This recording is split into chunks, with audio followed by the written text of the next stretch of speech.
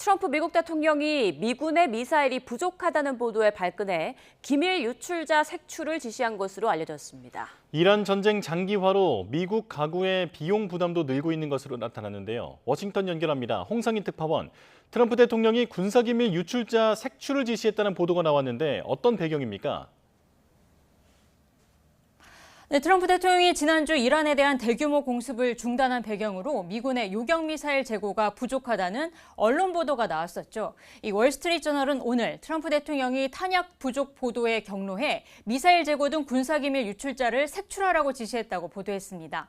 미 당국자들은 트럼프 대통령의 지시가 탄약 비축량 보고가 정확한지 확인하고 또 전쟁에 피해를 주는 폭로에 맞서기 위한 노력이라고 전했습니다. 트럼프 대통령은 어제도 미군이 막대한 규모의 탄약을 보유하고 있고 무제한 공급이 가능하다고 주장하며 미사일이 부족하다는 보도에 반박했었는데요.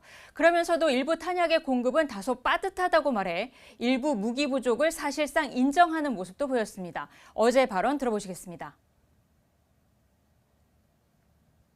We have others where it's a little bit tighter, and we're getting them in on a daily basis.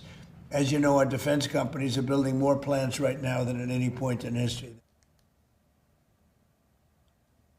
월스트리트저널은 트럼프 대통령이 미군의 탄약 재고 부족 보도가 버티기에 나선 이란에 대한 협상력을 약화하고 프로그램 폐기 목표를 달성할 수 없게 될 거라며 이 불만을 터뜨렸다고 전했습니다. 또 트럼프 대통령이 지난달 31일 캠프 데이비드 내각회의 이후 미 국방부 부장관과 탄약 생산을 독촉해 긴급회의가 열리기도 했다고 보도했습니다.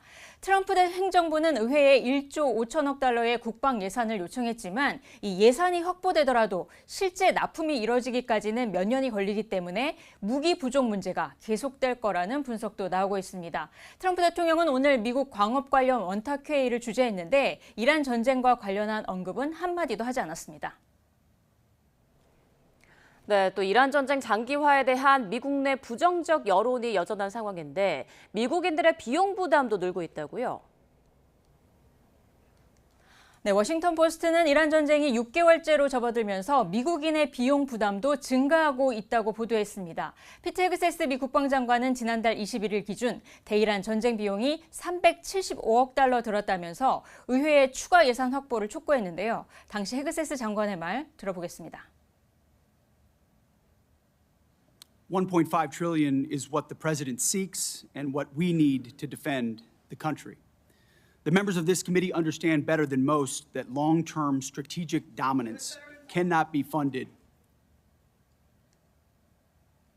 미 전략국제문제연구소는 군대 파병과 장비 손실 또 유가 상승을 포함해 지금까지 전쟁 비용이 최대 60조 원이 들었다고 추산했습니다.